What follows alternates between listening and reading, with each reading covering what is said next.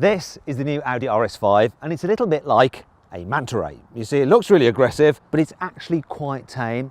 It's less likely to kill you see, than the rear-wheel drive BMW M4 or the bonkers Mercedes AMG C63 Coupe. And the grille sort of looks like a manta ray's mouth as well, doesn't it? Now, if you're thinking about buying a new car, click on the pop-out banner up there to go to CarWow to see how much you can save, or if you know someone else who's buying a car, just get them to Google CarWow. It's the go-to car buying comparison website. Buying a new car? Then head to CarWow and my team will help you find your next car at a fair price. CarWow, your one-stop car buying comparison site. Let's start off with the key reason why you buy a car like this. It's for the high-performance engine. I'll just remove the engine cover. You can see why they use a cover, because it looks like there's a load of melted metal on the top of it. But the key thing about it is that it's a 2.9 litre V6, and here are the turbos there. So they're in the middle of the V. It's known as a hot V. Apparently that improves the responsiveness of the engine. Now this thing puts out 450 horsepower and 600 newton meters of torque, and it drives all four wheels via an 8-speed automatic gearbox. According to Audi, this car should be able to do 0 to 60 miles an hour in 3.9 seconds, but what about on a day like today when the road is wet? This will show you just how good Quattro all-wheel drive is. Now, to measure the time, I'm going to actually use the car's inbuilt data logger there. Look, you can measure things like 0 to 100 kilometers an hour, 0 to 200 kilometers an hour, standing quarter, or a standing eighth mile. I'm not going to fully trust that though. I'm going to vouch those numbers there with my own specialist timing gear. See how accurate Audi's system is. Got the car in its sportiest setting, traction control into sports mode so I can launch it, gearbox in sports as well. Left foot on the brake, floor the throttle, building boost. Here we go. Oh. Launched straight into a puddle, but that didn't matter. My God, this is quick. Way, squirrely under braking. So the timer says 0 to 100 kilometers an hour in 3.8 seconds. This says 3.92 seconds. There we go. Audi system was a bit more optimistic than the official CarWow specialist timing gear. But still, blooming impressive. Does the number that Audi says in the wet. The RS5 has uprated brakes over the normal A5, so you've got 375mm discs at the front, 330s at the back. Also, you've got some big calipers gripping those discs, and these are 6 piston calipers, which is quite a lot of pistons to fit in there, and you have an RS logo there, just to let you know that these are performance brakes. Okay, let's see how good these brakes are. I'm going to do an emergency stop from 70 miles an hour when I hit the line down cone. I'm going to be able to measure the car's G-force using the G-meter. For measuring the actual distance, I'm going to have to use my specialist timing gear because the car's data logger can't do that. Let's see how good this car brakes in the wet.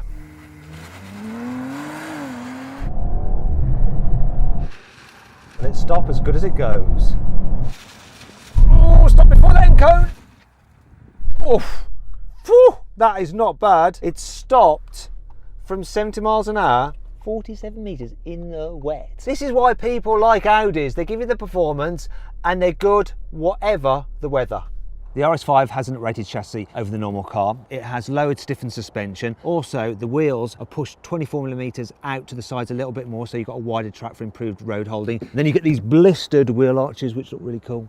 The car also uses its brakes to help it turn. So as you're going round that corner, especially as you're going into it, it will automatically nibble away at the brakes on the inside wheels to just get the car rotating. In normal driving, the Quattro all-wheel drive system will be sending 40% of the power to the front and 60% to the rear. However, if needs be, it can send up to 70% of the power to the front wheels and up to 85% to the back. Now let's talk about the RS5's design. So Audi has given it a bit of a refresh. You've got some new headlamps with a slightly different look to them, and you get matrix LEDs as standard. The whole front bumper is completely new. So you've got this bigger grille here and bigger air intakes here, and you can get these different elements in either matte silver for the normal version, in gloss black, or even carbon fiber. The good news is all these vents, they are real. Now there's one that isn't, it's this one here. I don't know why Audi's going for this design. It sort of looks like the car's bonnet isn't shut properly. I also miss the fact that on the previous RS5 you used to have Quattro written there, which was kind of cool. Down the side, the RS5 gets 19-inch alloy wheels as standard, though the carbon black model gets 20s in black, and the Vorsprung has 20s in silver. Now, the car has these big extended side skirts. They're actually slightly more extended than on the previous RS5. The door mirrors, they're either in matte silver, this black, or you can get them in carbon fiber, depending on which model you have. There's also 2 new colours, Tango Red and this one, which is called Turbo Blue. Quite nice. It's interesting. Here at the back, the RS5 has a little boot lip spoiler there, and it's got some redesigned tail lamps, all LED obviously, and it also has a redesigned rear bumper as well, which is a bit more aggressive, and this area of diffuser can be this black or silver depending on which model you go for. I say diffuser, it's not really a diffuser, it's a fake diffuser, and there's more fakery here by the side of the lights. Yeah. At least the exhausts aren't fake. These big oval exhausts, they are real. They're the characteristic RS oval tailpipes, though actually inside them there's two smaller real pipes. Not exactly a lie, but not completely honest either.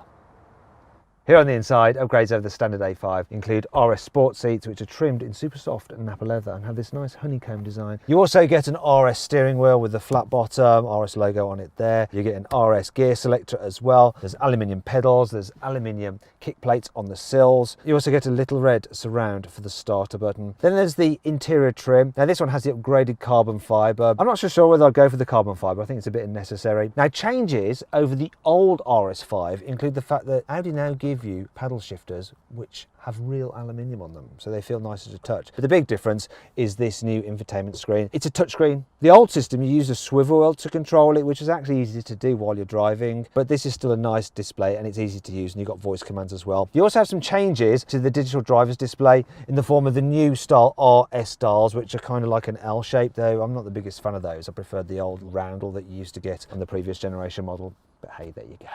Here in the back, rear passengers are treated to a little bit of RS-ness, so they also enjoy the Napa leather seats with a honeycomb pattern, but other than that, it's just like a normal A5, which means it's not that practical. Headroom, a little bit tight because that sloping roofline. Knee room, tight because it's a two-door coupe. The view out isn't great. It's a strict two-seater here in the back, and dividing you is this weird indentation, which I think is for storing things, but if someone accelerates hard or brakes, that's going to go everywhere.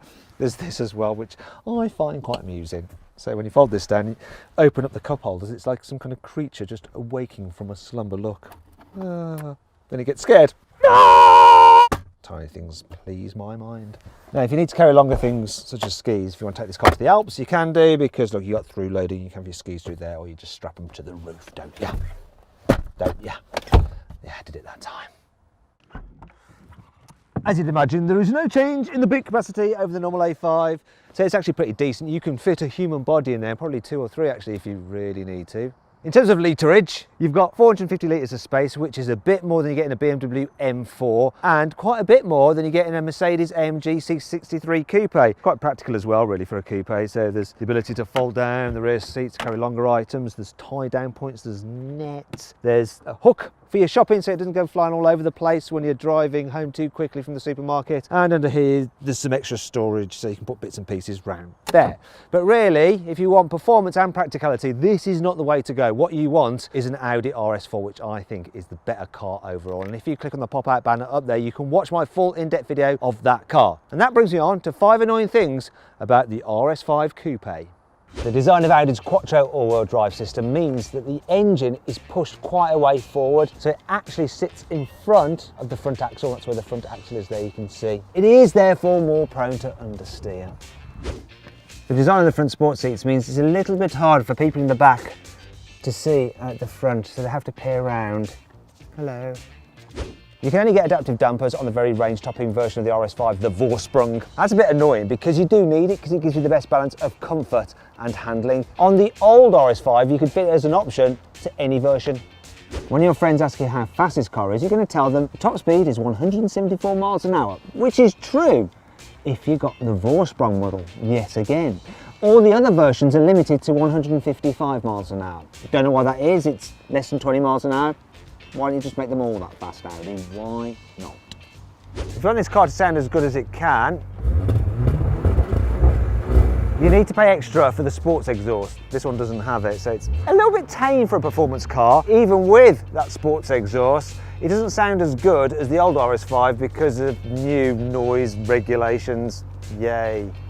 It's not all negative though. Here's 5 good things about this car.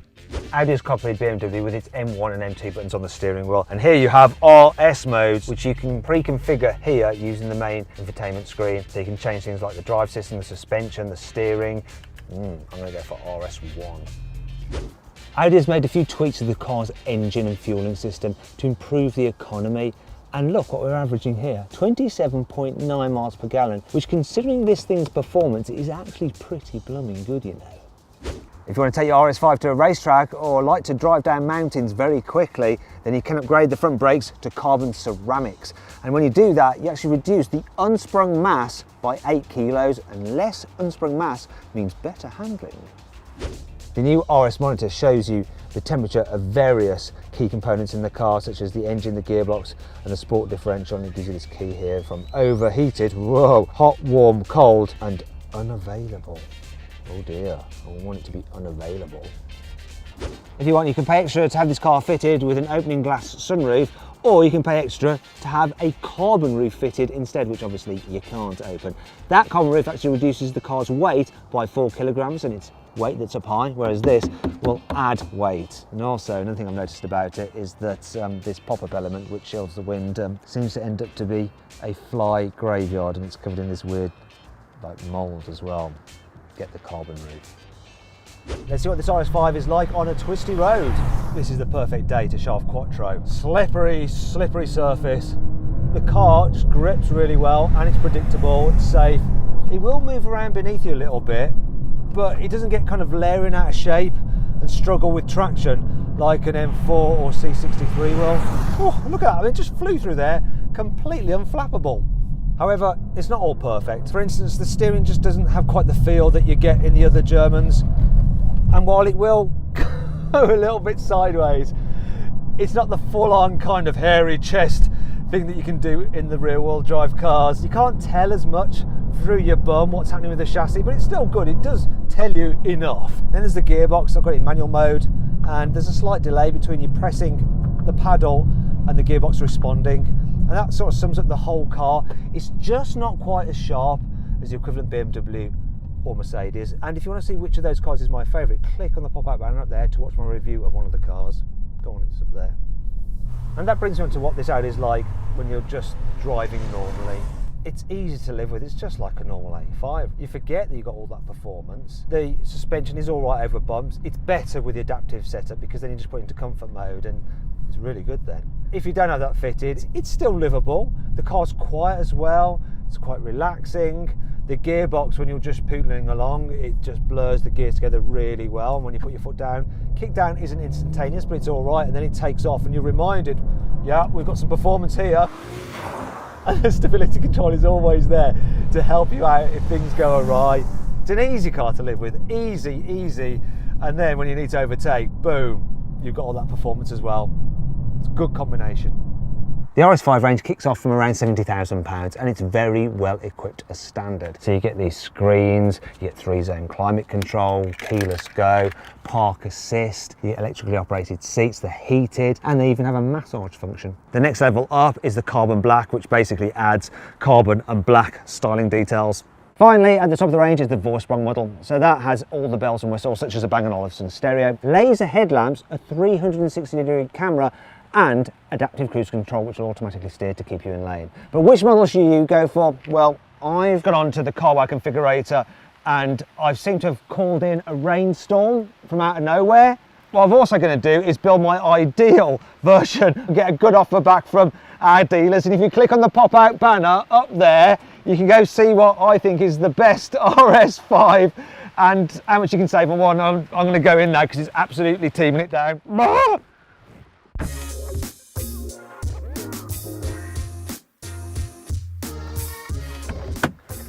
So then, what's my final verdict on the new Audi RS5? Should you avoid it? Should you consider it? Should you shortlist it? Or should you just go right ahead and buy it? Well, I reckon you should consider it. It's not quite as leery as an AMG or an M car, but it is a better all-round performance car. Though an RS4 is an even better all-rounder, so I'll just get one of those instead. If you enjoyed the video, please give it a like. Also, comment below any kind of other videos you'd like us to do. If you want to watch some more videos, click on the windows there. And if you click on the box, you can download the CarWow app. It's completely free. You can use it to browse all our reviews and see how much money we can save you on a new car. On average, we can save £3,600. That's right.